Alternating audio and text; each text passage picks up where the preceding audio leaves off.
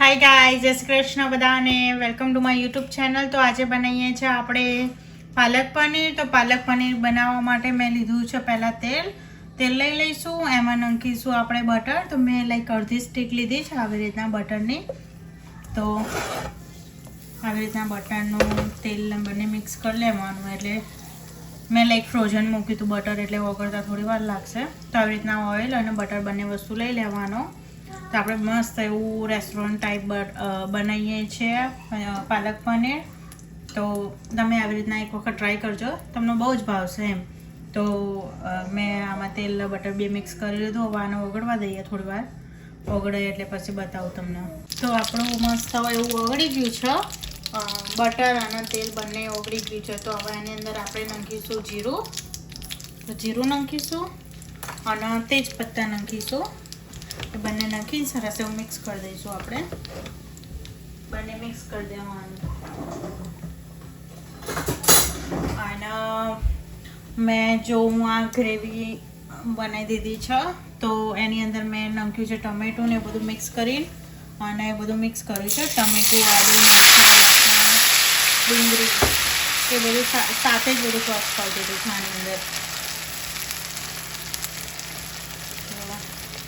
તમે આવી રીતે બધું મિક્સ કરી દેજો અને ક્રશ કરી દેજો। તમે અજકચરું બી ક્રશ કરી શકો, પણ મેં એકદમ પ્યુરી કરી દીધી છે। જે હું બનાવું છું ને એ રેસ્ટોરન્ટ ટાઈપ લાઈક સિમ્પલ એ બનાવો અને ટેસ્ટમાં એવી મસ્ત લાગે તમારે। એટલે તો તમે બંને ટ્રાય કરી શકો છો। અજકચરું બી રાખી શકો અને આવી રીતના બી ગ્રેવી બી રાખી શકો છો। હું ગ્રેવી રાખું છું, તમારે બે ઓપ્શન છે જે રાખવું હોય। તો આના મસ્ત એવું છૂટું પડે એકદમ ચડવા દઈશું। એકદમ બધું તેલ જે બટર નાખ્યું તે બધું છૂટું થાય ત્યાં સુધી આપણે આને ચડવા દઈશું ઢાંકીને। પછી બધા મસાલા કરીશું। તો આને મસ્ત થવા દઈશું। તો હવે આપણે જોઈશું થોડી વાર થઈ એટલે શાંતિથી ખોલવાનું, નહીં તો આપણે સાંટા ઉડે ના તો બળી જવાય। તો જુઓ તમે પેલું છૂટું તેલ પડી ગયું છે થોડું થોડું।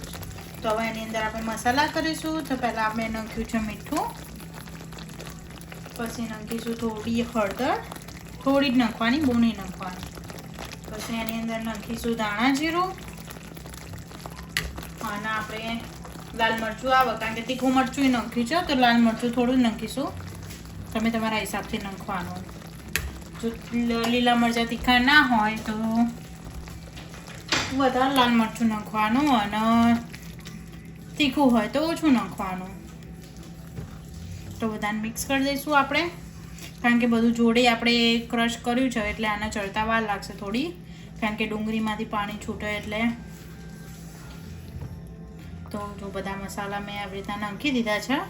અને એક સિક્રેટ મસાલો બતાવું જેનાથી આમ ટેસ્ટ બહુ મસ્ત રેસ્ટોરન્ટ જેવો આવે। તો એ છે આ જે રસોઈ મેજિકનો પનીર તવા મસાલા આવે છે ને, તો એ રહ્યો છે। તો તમે આવી રીતના ઉપરથી નાખી દેવાનો થોડો ચમચી જેવો।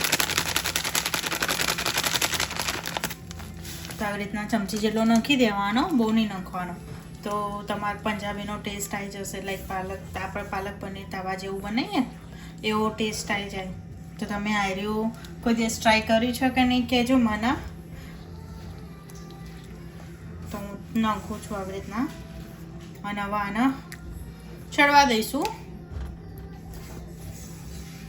તો આને મસ્ત એવી રીતના હલાવી દીધું છે ને મેં। હવે બધા મસાલા ચડી જાય ત્યાં સુધી હવે આને ચડવા દઈશું। તો જુઓ આવી રીતના મિક્સ કરી દીધું છે મેં છે ને, જો તો આવી રીતના હવે ચડવી દેવાનું, અને પછી હવે આના મસાલા બધા ચડવા દઈશું। તો મળું થોડી વારમાં।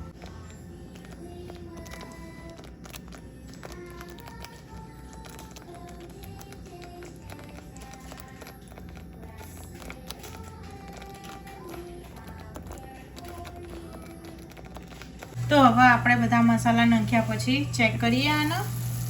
તો જો મસ્ત એવું તેલ હવે છૂટું પડી ગયું છે આપણું। જો મસ્ત એવું તેલ છૂટું પડી ગયું છે આપણું, જો તો હવે આને બધું સરખી રીતના એ કરીશું। હવે આની અંદર આપણે થોડું નાખીશું ગરમ મસાલો. તો થોડો એવો ગરમ મસાલો નાખીશું. ગરમ મસાલો છેલ્લે તેલ છૂટું પડે ને પછી નાખવાનો, એટલે એનો ટેસ્ટ એવો ને એવો રહે. તો આટલો ગરમ મસાલો નાખ્યો છે અમે.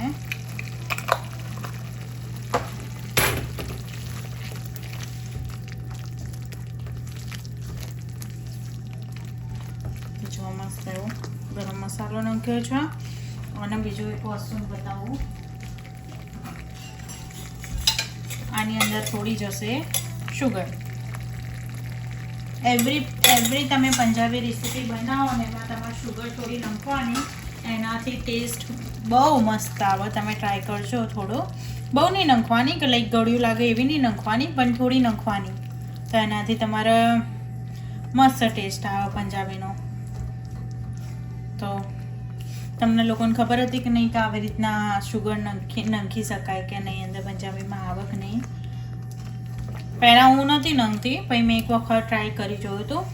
તો એક વખત મેં નાખ્યા પછી મને લાઈક બહારનું રેસ્ટોરન્ટનું ખાતા હોય ને એના જેવો ટેસ્ટ આવતો. હું એવરી પંજાબી ડીશ બનાવું ને એમાં મારે થોડી આવતી જતી શુગર હોય. આપણે લાઈક બધા દાળમાં ને એમાં બધામાં નાખતા હોય છે ને એટલી બધી શુગર નહીં નાખવાની, થોડી જ નાખવાની, બહુ બધી શુગર નહીં નાખવાની.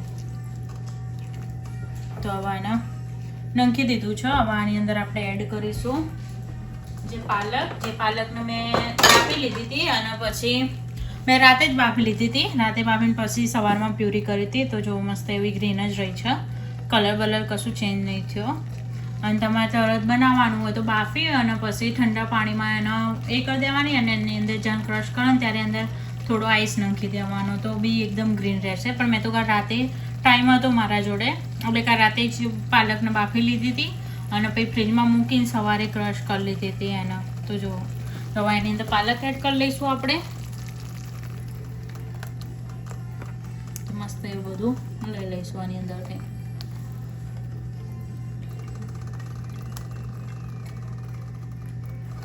તો આને મિક્સ કરી દઈશું આપણે.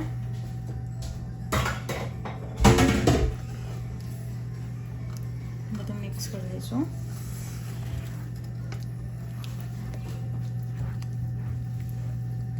તો મસ્ત એવું મિક્સ કરી લીધું છે. જોયું. હવે આની અંદર આપણે નાખીશું પનીર, જે હું રેડી પનીર લાવી હતી એ રહ્યું. તો પનીર નાખી દઈશું આની અંદર. રેડી લાઈન પછી એના પીસીસ કરી દીધા તમે, તો પનીર એડ કરી દઈશું. અને હવે આને થવા દઈશું આપણે, જ્યાં સુધી તેલને એવું છૂટું ના પડે ત્યાં સુધી થવા દઈશું આને મસ્ત એવું. તો જો પનીર નાખી દીધું આપણે, અને હવે આને થવા દઈશું.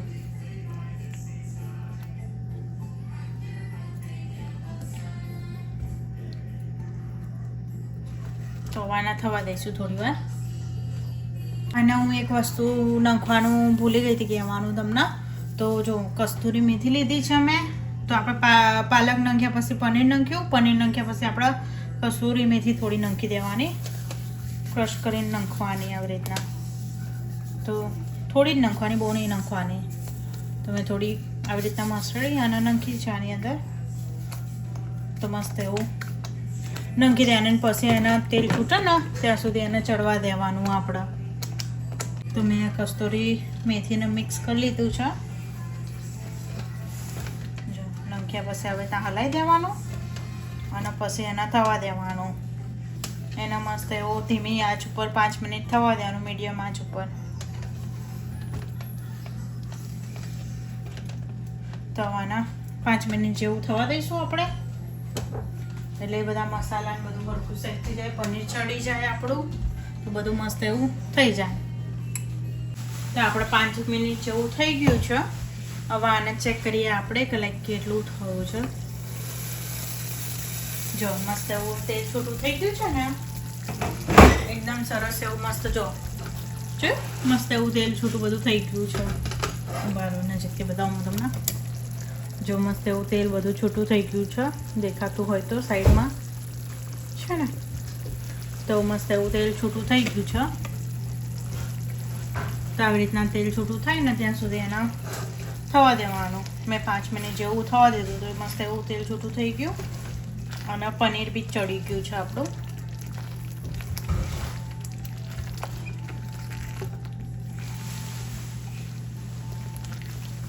ગેસનો ધીમો કરી લીધો મેં અને મસ્ત એવું મિક્સ કરી લીધું બધું. અને આ પેન મેં નોનસ્ટિકનું લીધું છે. આમાં જોડે જે હોય એ લઈ શકો. એના તમારે આયરનનું હોય ને કાસ્ટ આયરન તો એમાં તો બહુ મસ્ત થાય છે. કાસ્ટ આયરન જે હોય એમાં તો પંજાબી કોઈ બી રેસીપી તમે બનાવો ને તો એટલું સરસ થાય. મારા જોડે મોટું નહીં, નાનું જ છે. 1 જણનું થાય ને એટલું જ છે નાનું, એટલે હું એમાં નહીં બનાવતી. મારા જોડે આ નોનસ્ટિકનું. હવે આની અંદર આપણે નાખીશું. મારા જોડે અત્યારે હેવી ક્રીમ નહીં પડી. તમારા જોડે હોય તો હેવી ક્રીમ તમે યુઝ કરો તો બહુ સારું, પણ ના હોય તો અત્યારે મેં આ હાફ એન્ડ હાફ આવે ને એ રહ્યું લીધું છે, જેમાં અડધી ક્રીમ ને અડધું દૂધ હોય. તો મેં એ રહ્યું લઈ લીધું છે. અને મસ્ત આપણે એ કરી દઈશું અને આને ઓપન કરીશું આવી રીતના. અને તમારા જોડે ના હોય તો તમારા જોડે મલાઈ પડી હોય તો મલાઈ બી યુઝ કરી શકો. તો મેં લઈ લીધું છે. હવે આને આપણે નાખીશું. તો આમાં આપણે નાખીશું થોડું જ. તો મેં આ લઈ લીધું છે. જો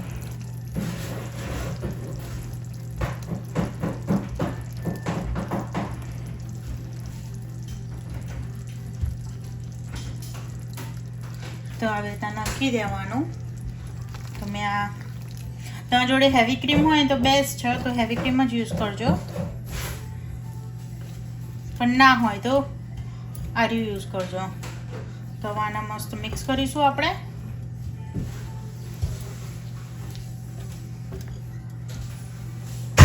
તો જો મસ્ત એવું મિક્સ કરી દઈશું આપણે આને. અને હવે આને થવા દઈશું 2 મિનિટ જેવું થવા દઈશું. એટલે શું કે બધું ચડી જાય. આમ મિલ્ક નાખ્યું હતું આપણે, જે હાલ્ફ એન્ડ હાલ્ફ નાખ્યું હતું ને એ રહ્યું સરસ એવું મિક્સ થઈ જાય. એના માટે હવે આપણે એના 2 મિનિટ જેવું ચડવા દઈશું, એટલે બધું અંદર ફ્લેવર આવી જાય. તો આને 2 મિનિટ ચડવા દઈશું. આવી રીતના ખુલ્લું જ રાખવાનું. ખુલ્લું રાખીને તમે ચડવા દેજો આના, તો બધું એ ના થાય, એમ ચોટી ના જાય ને એ ના થાય. તો આના 2 મિનિટ ચડવા દઈશું આપણે. તો આવી રીતના તમે ખબર નહીં ટ્રાય કર્યું છે કે નહીં. મેં તો રેસીપી આવી તો ક્યાંય જોઈ નહીં, પણ તમે ખબર નહીં ટ્રાય કરી. પણ તમે આવી રીતના ટ્રાય કરજો, બહુ સરસ બને છે. એમ કે તમે રેસ્ટોરન્ટમાં ખાતા હોય ને એના જો રેસ્ટોરન્ટમાં કેવું બનાવે કેવું નહીં એ તો અડધી તો રેસીપી આપણે બી ના ખબર હોય, પણ હું ઘરે જે રીતના બનાવું છું ને એવી રીતના મેં તમને રેસીપી આપી છે. તો તમે આવું બનાવજો. અને હવે 2 મિનિટ પછી આપણે હું તમને બતાવું કે કેવું લુક થયું છે. ઓકે, તો આપણે છે ને 2 મિનિટ જેવું થઈ ગયું છે. તો મેં તમને કીધું 2 મિનિટ જેવું. તો બતાવું તમને 1 મિનિટ નજીકથી. જો જોયું. અને હવે આને મિક્સ કરી દઈશું આવી રીતના. જો છે રેસ્ટોરન્ટ જેવું જ. એમાં થોડું વધારે તેલ નાખતા હોય એટલે આપણને એવું લાગે કે આપણે કેમ તેલને એવું છોટું નહીં પડતું. પણ તમે વધારે ગ્રેવીને એવું ચડવા દેશો ને તો તમારે તેલ, કેમ કે આપણે ઘરનું બનાવતા હોય એટલે એટલું બધું આપણે ઓઇલ ને એવું બધું ના નાખતા હોય, એટલા માટે આપણે એટલું બધું ઓઇલ ના દેખાતું હોય, પણ ટેસ્ટમાં બહુ મસ્ત લાગે. જો છે. અને તમે લાઈક પનીરના પેલા એના ઉપર બી થોડું ઓઇલ નાખીને શેકીને બી નાખી શકો, પણ મને શેકેલું ઓછું ભાવે એટલે અમે લોકો પેલી રીતના નાખીએ છીએ. તમે બંને બી ઓપ્શનમાં ગમે તે રીતના પનીર નાખી શકો. મેં પેલું નાખ્યું છે, રો પનીર આવે ને એ નાખ્યું છે, એટલે શેક્યું નથી એને, ડાયરેક્ટ પીસીસ કરીને પછી નાખી દીધા છે.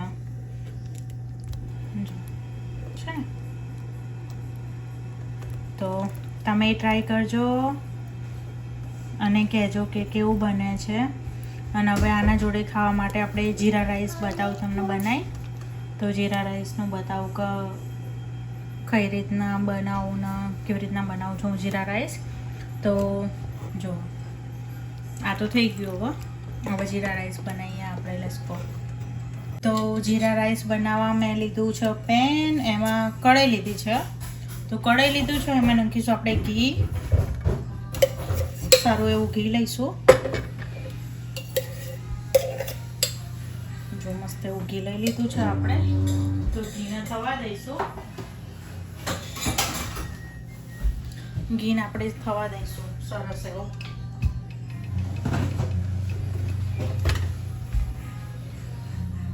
તો આની અંદર આપણે નાખીએ છીએ થોડું પાણી. જો થોડુંક જ નાખવાનું, બહુ નહીં નાખવાનું, જેથી મસ્ત જીરું ચડી જાય. તો આને આપણે ઉકાળીશું જ્યાં સુધી આપણે પાણીનો કલર થોડો ચેન્જ ના થઈ જાય ને ત્યાં સુધી આને ઉકાળીશું આપણે.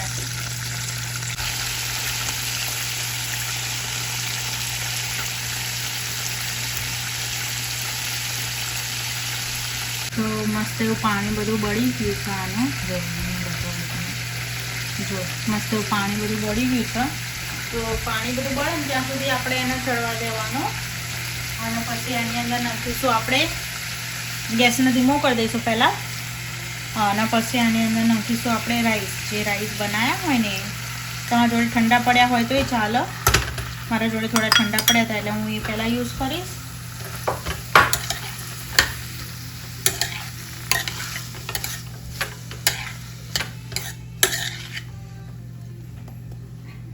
અને થોડા મેં અત્યારે બનાવ્યા છે તો થોડા હું એ યુઝ કરીશ. તો જો મસ્ત એકદમ